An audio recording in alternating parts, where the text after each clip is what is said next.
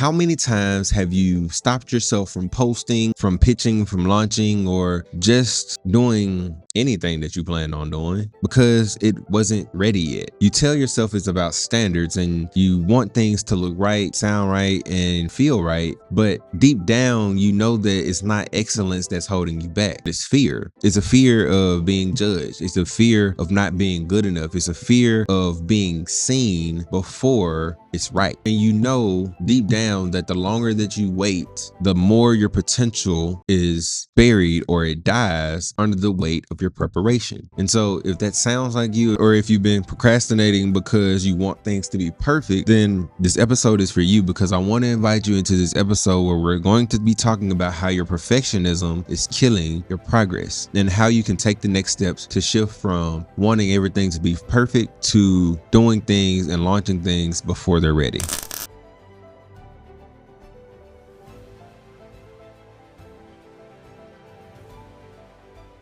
Most people think that perfectionism is a form of excellence, but as we can probably tell over the years and over the countless number of people that we know is a perfectionist, we know that it's not. See, perfectionism isn't excellence. It's disobedience that's dressed as diligence. Because when God gives you a gift, gives you an idea, or gives you an assignment, and you keep waiting until everything is flawless before you even move, you're not protecting quality. You're delaying obedience. Ecclesiastes chapter 11 verse 4 says, "Whoever watches the wind will not plant, and whoever looks at the clouds will not reap." What Solomon is saying here, or what the teacher is saying here, is that if you're waiting for perfect conditions, you'll never start. And so I want to just touch on how we can turn this fear back into faith. But first we must realize and break down how perfectionism turns faith into fear. Faith says, "God, I trust that you'll make up the difference." Perfectionism says, "God, I'll move once everything is perfect, or once I've made it perfect." But newsflash, that's not trust, that's control. God never asked you to be flawless. He asked you to be faithful. Your effort doesn't need to be perfect to be powerful. It just needs to be surrendered. "My grace is sufficient for you. My power is made perfect in weakness." 2 Corinthians chapter 12, verse 9. Your imperfection is the very space where God's excellence shows up. And you have to realize that what you're doing when you're trying to perfect everything, or waiting until the right moment, or waiting until things are perfect, you're editing what God told you to publish. See, every time you delay sharing what's on your heart, you're withholding what someone else is praying for.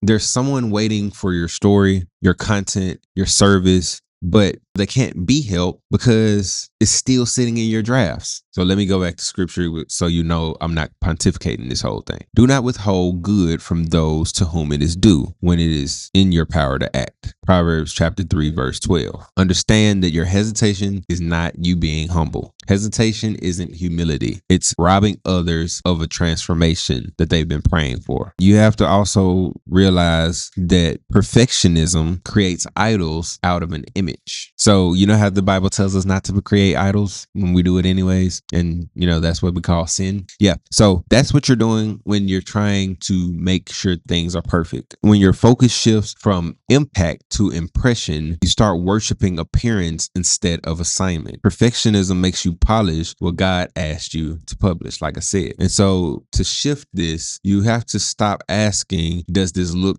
perfect or does this look right? And start asking, is this obedient? Am I being obedient right now? Is this what God told me to do? Because obedience will always take you further than aesthetics. See, you have to realize that progress requires permission to be imperfect. The only way that you'll ever reach mastery is by moving through the mess. Understand that Moses stuttered and he still had to be the speaker and be the one that led people out of Egypt. David stumbled a lot, but he had to go through all of that in order to be the king of Israel. Peter denied Jesus 3 times, and he had to go through that in order to be the apostle that he was. And God still used all of them, not because they were perfect, but because they were willing. And if God can build a kingdom with imperfect people, he can build your business through imperfect steps. Understand that excellence is obedience with intention. not obsession with control. Excellence honors God. Perfectionism replaces him. When you obsess over every detail out of fear of judgment, you're saying that my ability to be perfect matters more than his ability to bless it. So you need to understand this in order to make the shift. Do your best and then release the rest. Steward well, but don't stall waiting to be flawless. Perfectionism feels productive, but it's still polished procrastination. And so I want you to think about this. That offer that you haven't released yet, that proposal that you haven't sent yet, that masterpiece of art that you've been working on forever, that you say it's just not ready yet. Put it out there. That post that you still have in your draft, the idea that you've been sitting on for the last year and a half. All of these things don't have to be perfect. Put them out there and let God do the rest. I'll do what I can and then I'll let God bless the rest. Don't just keep sitting on your laurels waiting on things to get perfect. Don't just be sitting around waiting for perfect conditions. Don't be looking around, seeing what other people are doing, trying to get ideas to see how you can better improve the thing that you're doing. Get the first iteration of whatever it is that you're doing out as quickly as possible, and then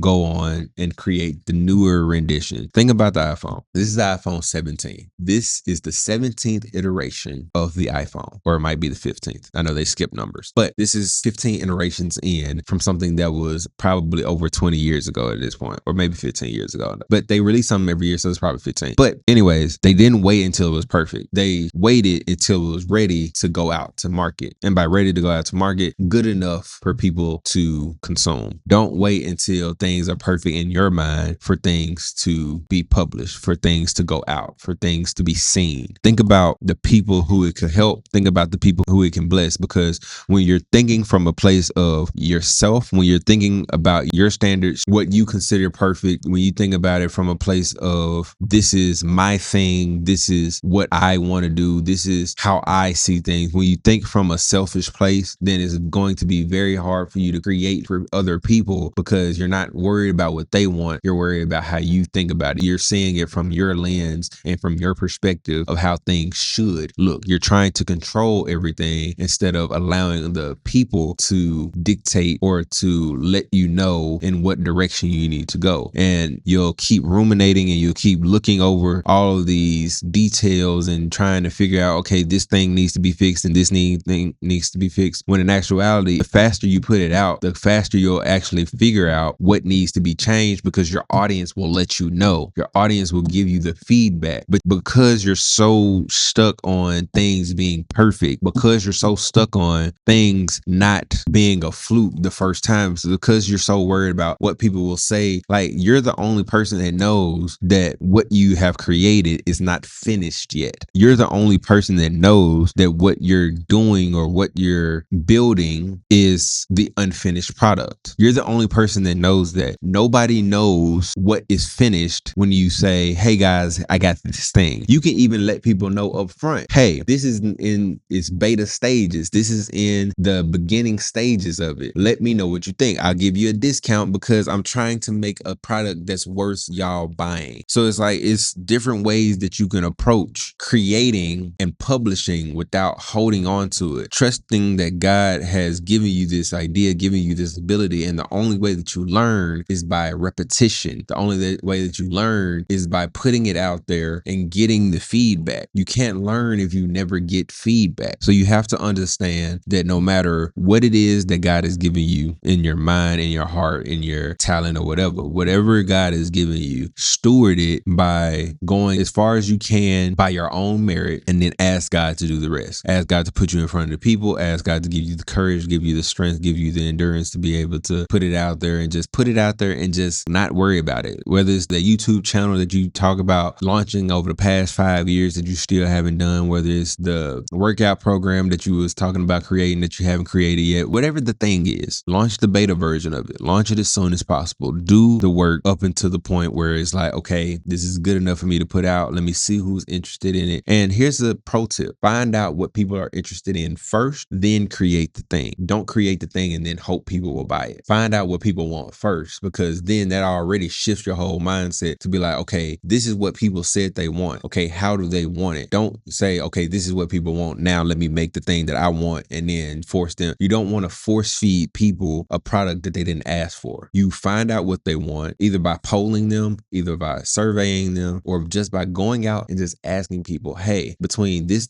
and this, which one would you prefer? Which one would you like? Which one would you end up buying? Asking people, surveying people, and seeing what the people actually want. Don't guess. Don't try to make it all about you. Make it about them. Create for them. And then it'll make that whole perfectionism, procrastination, diligent, working, hardworking debacle or whatever go away. Focus on the people. And once you understand that, if you're actually willing to break free of that whole trap of perfectionism, then you'll finally be ready to build a business that can actually thrive and actually grow because you're finally ready to let it go. So if you're ready to break free of the trap of overthinking and start creating, sharing, and leading with confidence, then I want to invite you to just join our team, and we can help you build a system that turns progress into consistency and obedience into impact. Because God never called you to be perfect. He just called you to move. Every day that you delay your calling in the name of perfection is you saying no to someone's answered prayer. The quicker you move, the quicker people's prayers get answered. Even if you don't feel like, or even if you're not a believer, that's still something that you can adopt. You build a business because you are here to make other people's lives better. You're here to solve other people's problems, not your own. The perfectionism comes from a selfish place because you want things to be perfect according to your standards, not according to God's standards. Serve the people. You've been given your talents to serve people. So serve the people and serve them well, and serve them without delay. Don't wait, put it out, and then get the feedback to make it better. So hopefully this video blessed you. Hopefully you got something from it. Hopefully this is the video that you needed to stop being so in your head. Stop trying to make things perfect. Stop trying to wait until the right moment and you finally act. And so hopefully this video bless you. Like, comment, share, do all the things. And I'll see you guys in the next video. Peace out.